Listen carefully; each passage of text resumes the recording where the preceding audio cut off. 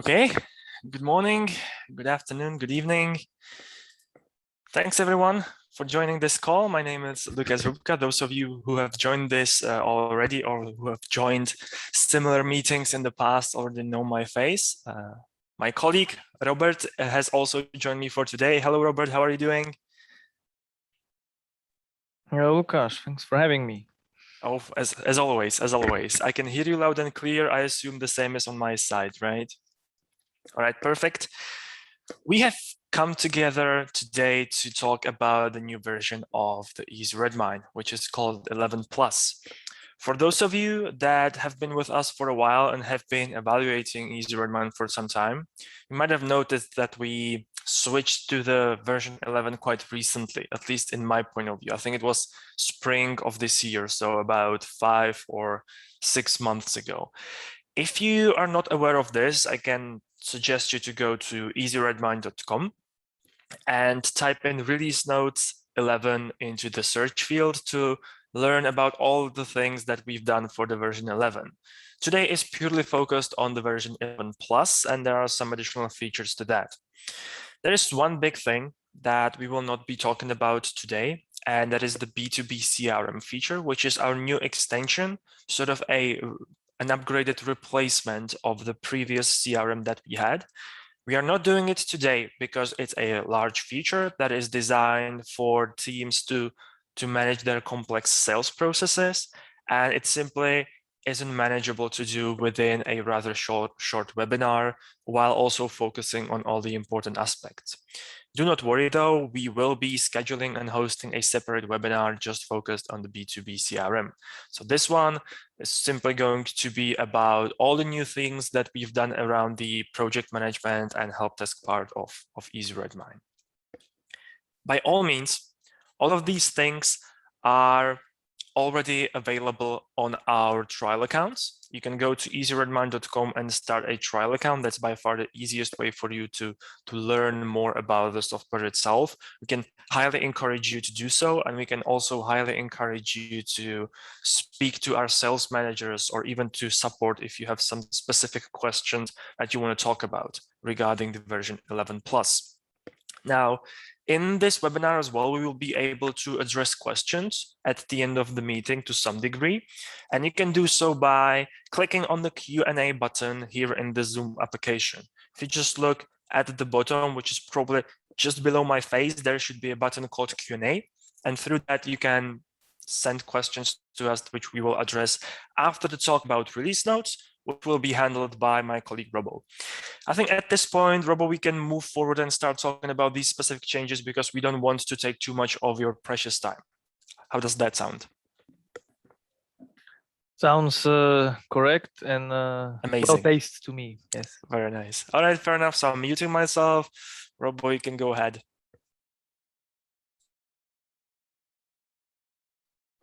So welcome everyone. I hope. Yes, I see release notes, yes. Autumn edition. Great. This is the place where I always start my webinars because this is the place where you can find condensed information all together about new versions, especially these major versions like 11.0 or 11 plus. So this is one for 11 plus, and starting with just a quick mention, the technological stack. It's important for on-premise, for server solution. So in case you are still on version 10, these are some changes that you need to know. If you are already somehow on version 11 on server, then you already are fulfilling these, so there's nothing you need to change. If you are, of course, on cloud, you never have to worry about this because this is part of our responsibility for your solution. Now to the more fun part is starting with a big technological change, which is noticeable by users, and this is Search 2.0, which is completely remade logic of search. So those of you who remember the old one, in the previous one, you would type in something, you would wait a couple of seconds in in a good day and in a smaller database, and then you get results on the second page. Right here, as you see, I got instant results. I got results across all entities. I didn't have to narrow it down to just one entity to make it quicker. And I got it on the same window where I was already browsing, so I didn't lose any data by going into a new page. So this is how it currently works. And to get a little bit into the technical side, just to explain to you some background which is behind it. The search is in completely new technology, and in fact logic, where previously everything you entered here would look through the whole database, and that's why it would take long if you had especially if you had too much data. In this search, we use logic, or use a mechanism called indexing, which in fact creates a better it's called an index, and the search through this already prepared index is much quicker, as you could see with my example. Now, what you will find in the release notes, or no, rather, what you will find in a detailed documentation of search is how this indexing is processed from the application point of view. So I will just quickly show it to you with the comment that this is nothing that you would have to be doing as administrators regularly. This is practically when you install or when you receive upgrades to version 11 plus. This is something you may need to do at the beginning, and then you don't need to worry about it anymore. So what I went through is I went into administration of the application. I found this EasyXAPN FTS place, and there we have various settings which are described in the documentation. I showed you. They're also described in the tooltips, and there is a button called reindex. So when I click this one, I would reset I would reset the index, which allows the quick search. After I did this, I don't need to ever return back to this configuration. So while from the release notes or from the documentation, the search may look like it's getting more complicated, it in fact gets much quicker, and just a small pinch of maintenance is required to this.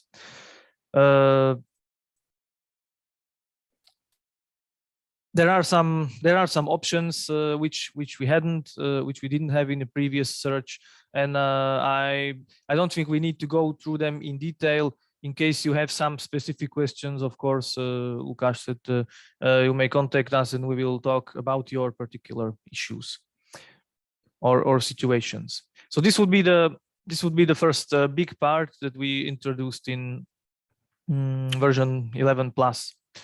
One thing I forgot: if for any reason you cannot make the search work, it's still possible to roll back very easily into the previous, older, slower search, in case you have some destructive issues that somehow completely avoid you to work with it. So there is still the legacy search as a backup option.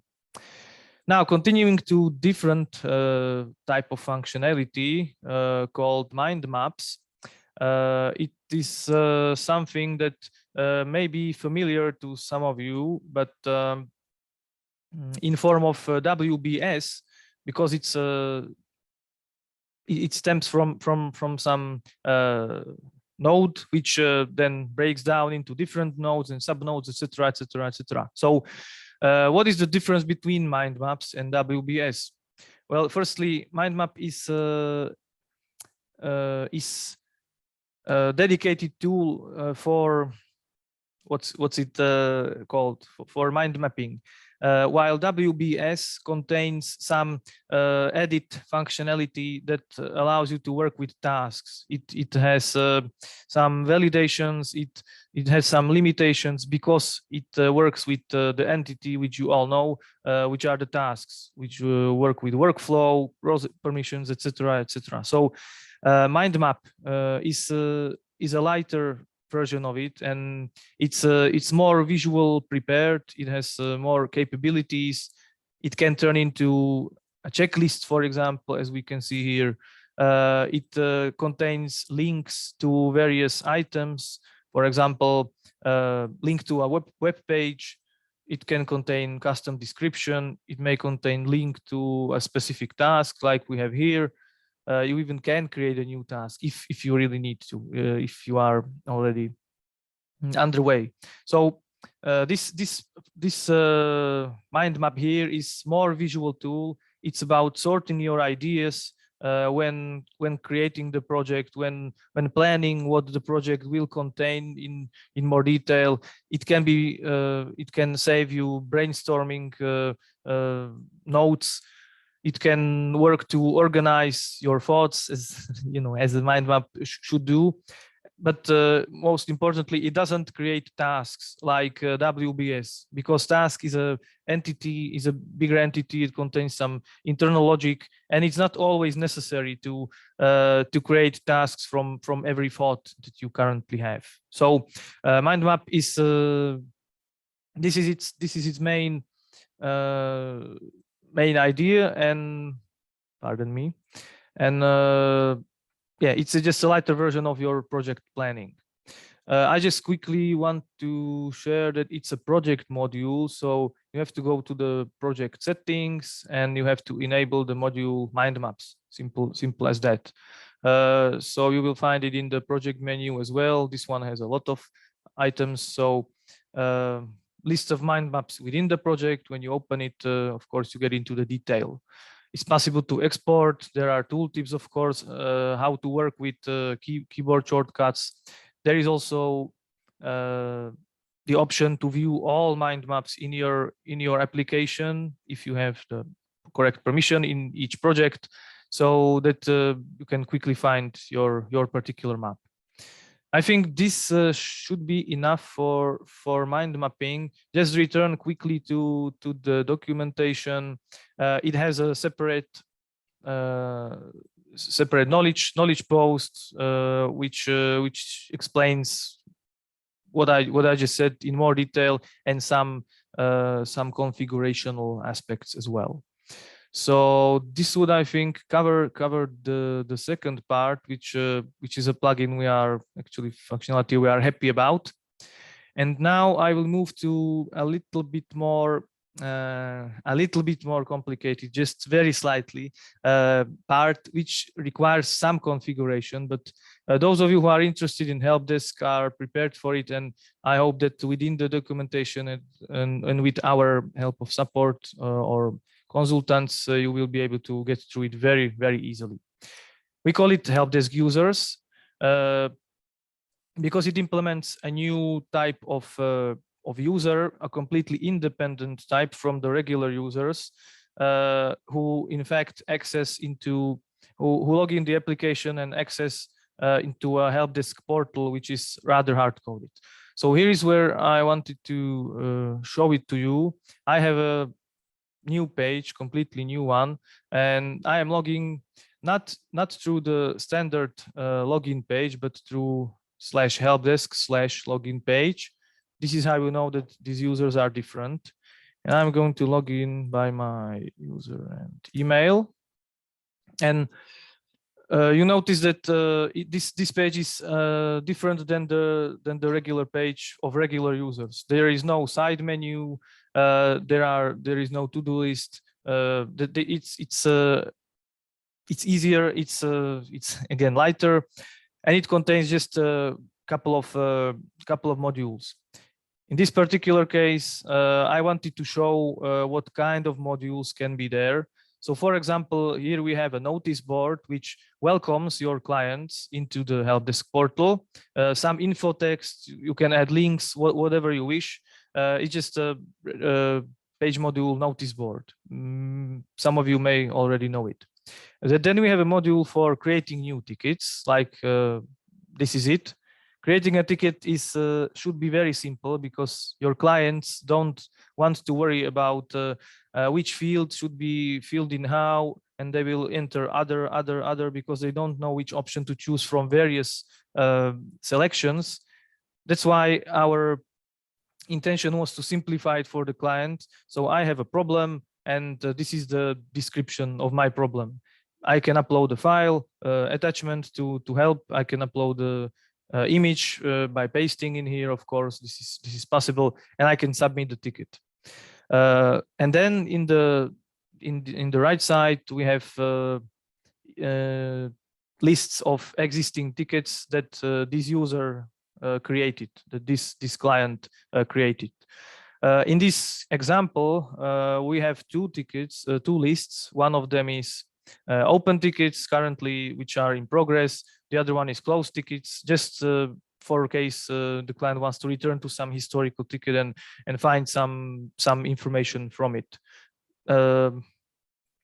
This is one example, but this page, the Helpdesk portal for your clients, is a customizable page. So you as administrators or your Helpdesk team leaders are able to customize the page and remake the modules, change different columns in the listings, etc. They can do different configuration of the page, different notice board with some info, however they want.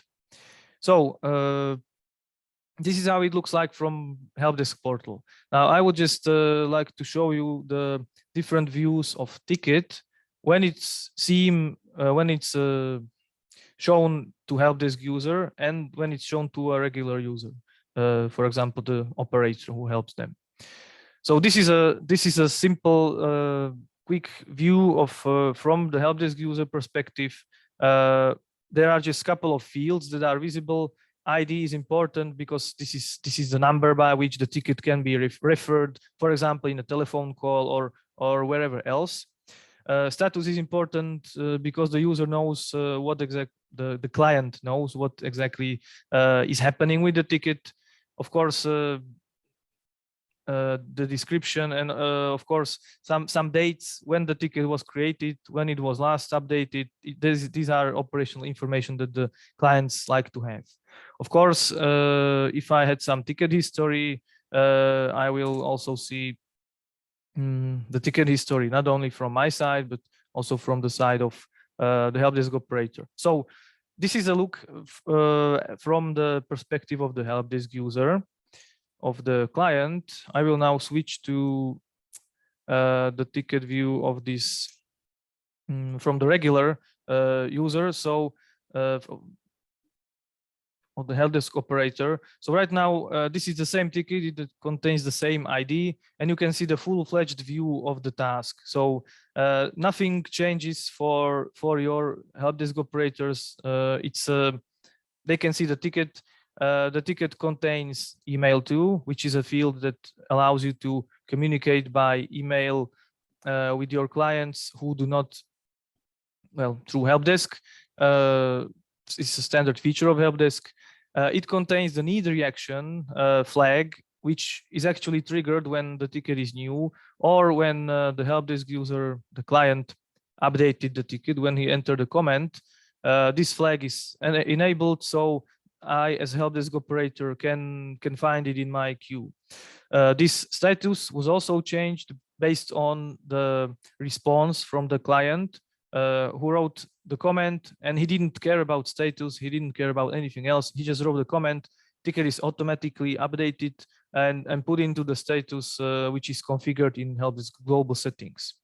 So the ticket lifecycle is practically the same for your Helpdesk operators, but the feature that we brought in 11 Plus is that your users, your clients, can log into your application through a special isolated area and see the tickets they created, and they can have this look of the history of the attachments, and they can see it in a better view than just seeing it in the email.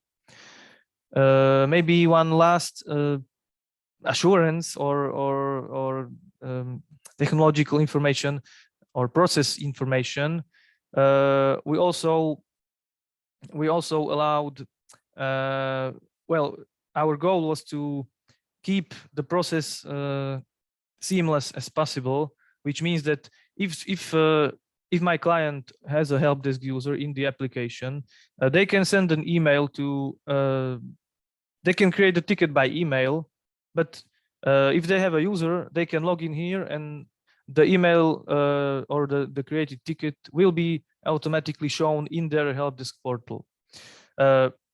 They can communicate regularly by email if they were used to, but once in a while they can check the Helpdesk portal and all of the updates will be saved in that ticket. So this is kind of a new dimension where we expanded our help desk. And maybe one final information, since these are not regular users, they don't count into the user limit of the plan that you purchased. So you may have unlimited number of clients accessing through to the application into the Helpdesk portal. I think that should be enough for this quick info. I will have to just return to release notes, which contains some info, and then there is a link to the detailed documentation of Helpdesk, which explains in detail many of the well, configurational parts. It explains the logic of the tickets in detail. It explains how you can configure the page. It will also explain how you can reassign tickets, existing tickets to new Helpdesk users. And yeah, this how to proceed if you already used Helpdesk and you are going to upgrade on 11 plus. This documentation will very shortly contain the information about migrations of existing tickets to Helpdesk users. But yes, it is a part if this is going to be a question from you. So this is a big part, and we understand and we hope that this will be a big value to you. And finally, we are going to skip CRM as Lukáš mentioned, but there is just one last little thing, but not really. It's important to some companies. We already got feedback from it. We decided to pursue accessibility standards of the application. So so we implemented so-called high contrast theme, which main purpose is to help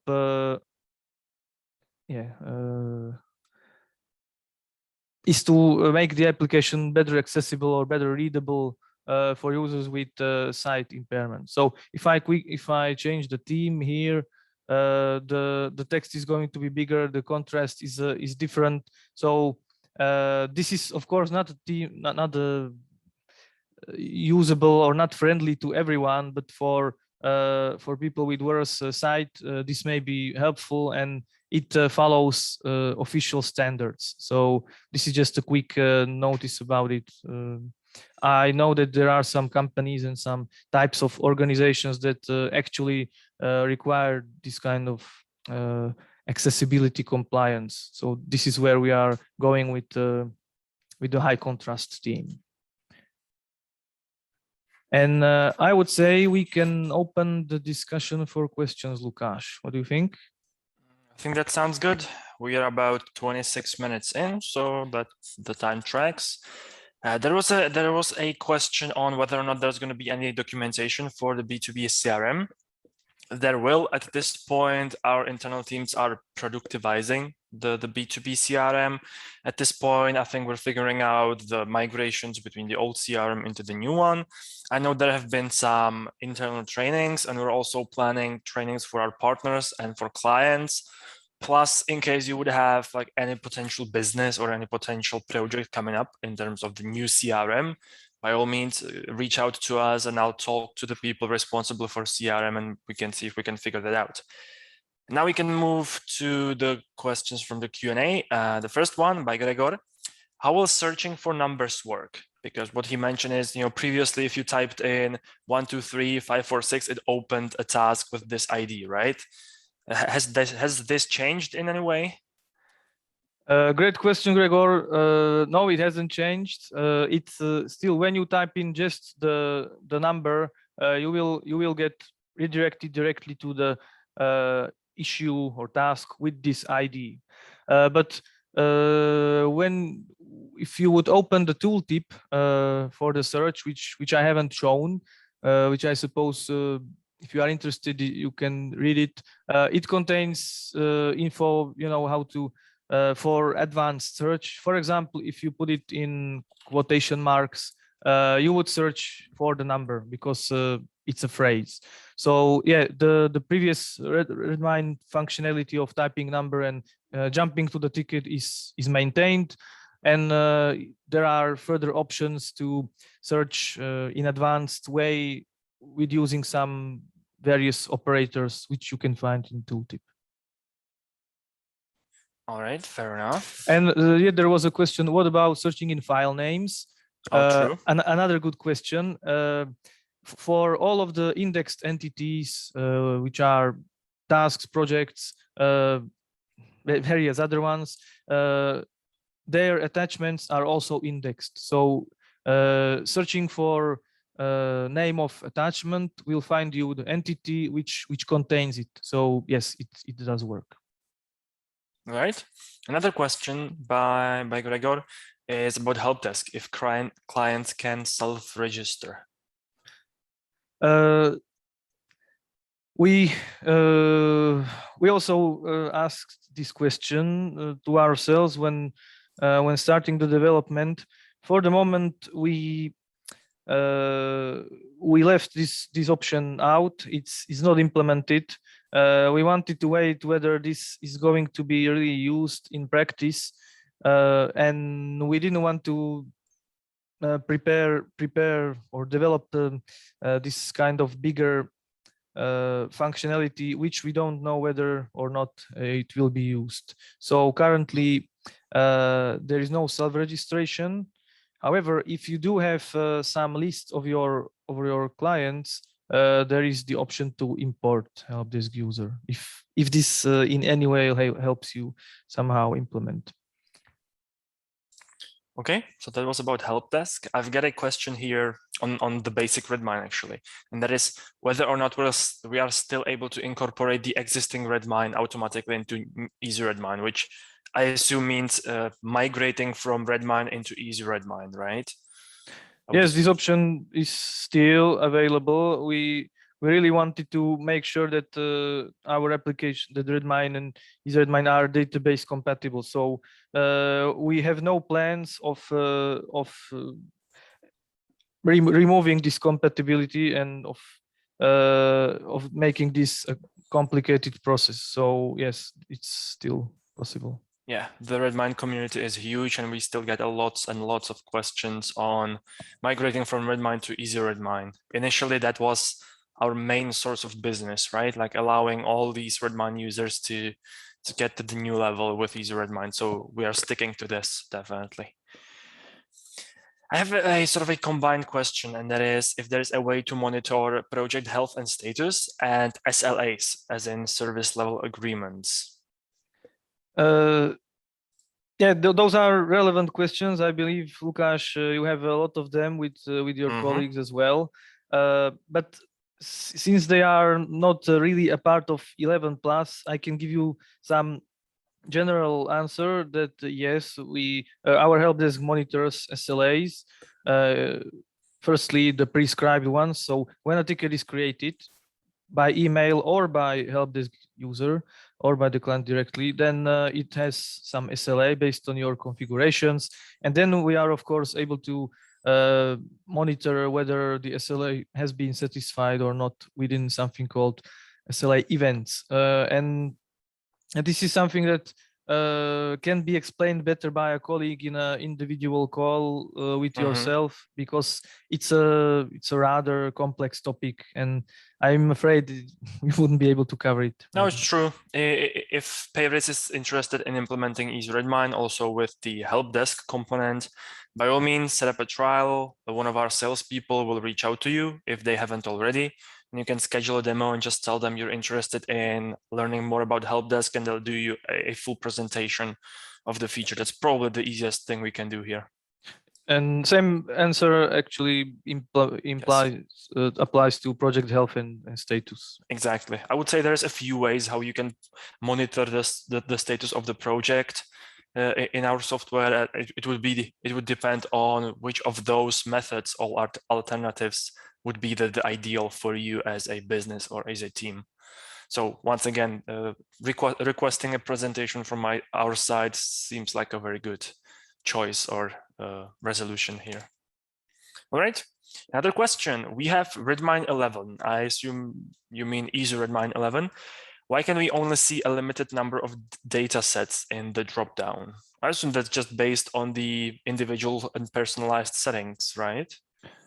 I don't exactly know which drop down you mean. The question is kind of general, so I would have to be guessing what you have. Yeah, to me, two things pop into my head. Either you are running one of the licenses where it's not possible, for example, to do such things, or if it doesn't pop up to that amount, it might be just personal settings. So your role in your Easy Redmine 11 doesn't have the correct permissions or cannot access this particular workflow.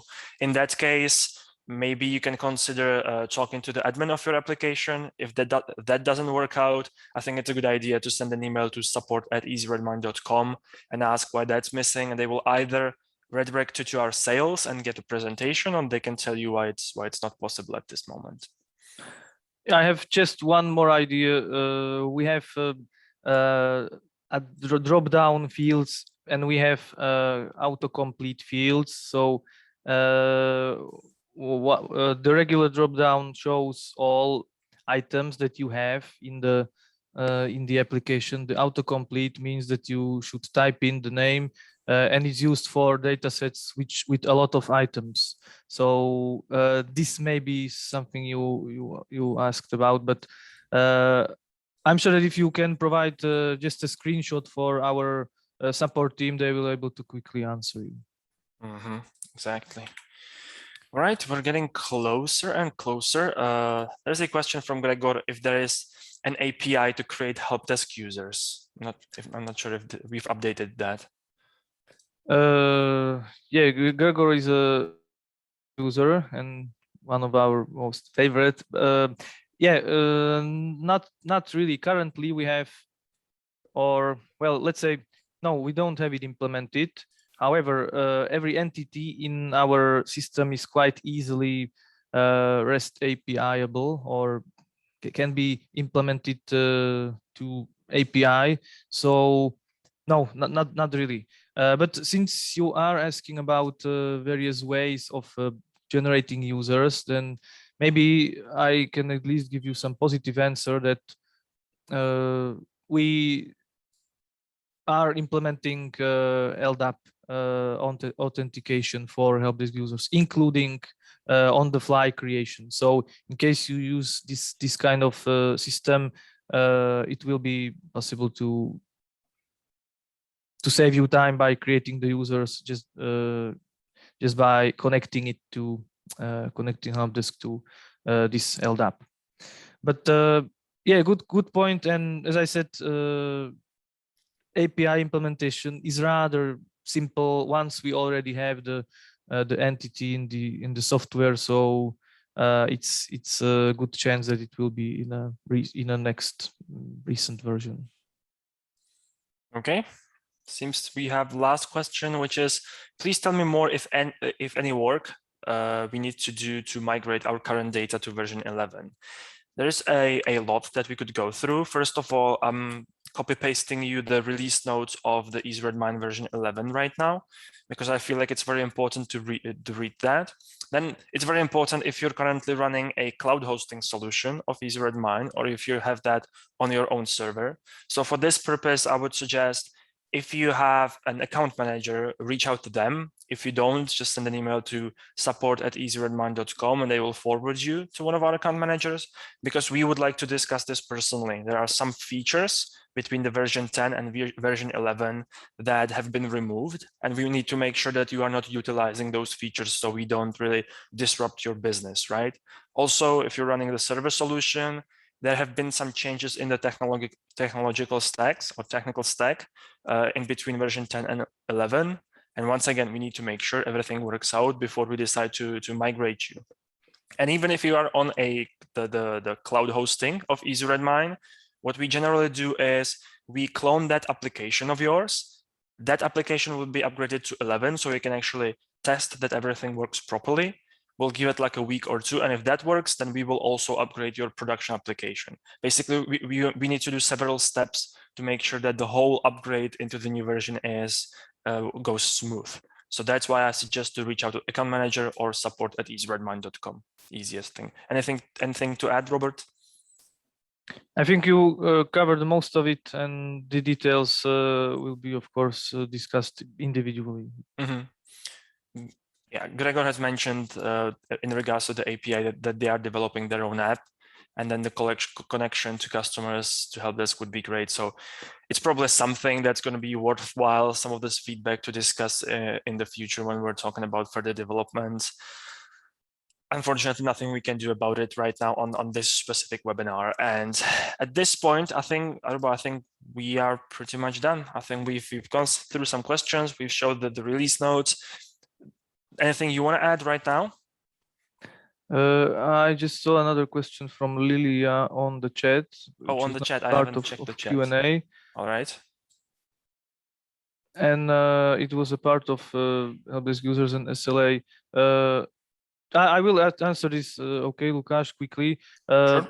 The SLA logic in the application remains the same, and it's not touched in any way with the Helpdesk Users. The tickets, the same logic still applies, but well, for the moment we decided that the Helpdesk user themselves should not see SLA on each of the tickets.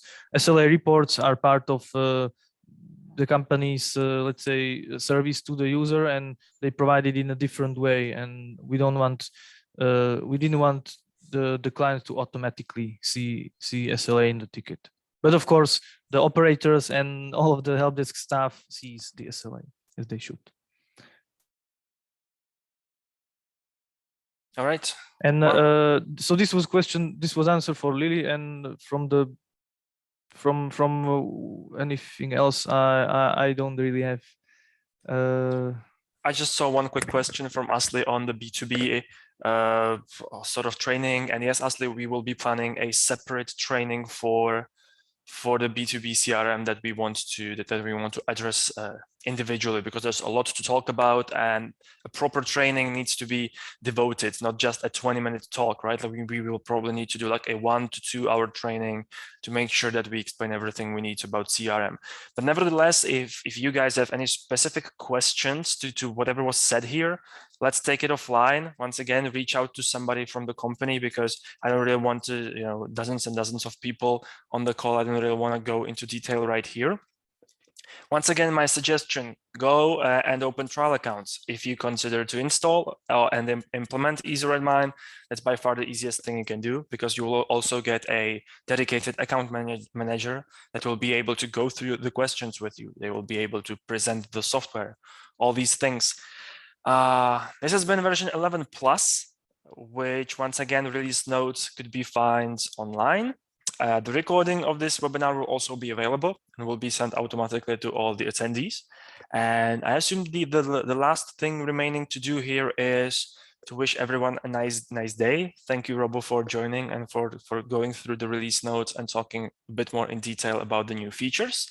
And yeah, good luck with Easy Redmine. Anything you want to You want to close this out, Robo? You want to just say hello or something like that?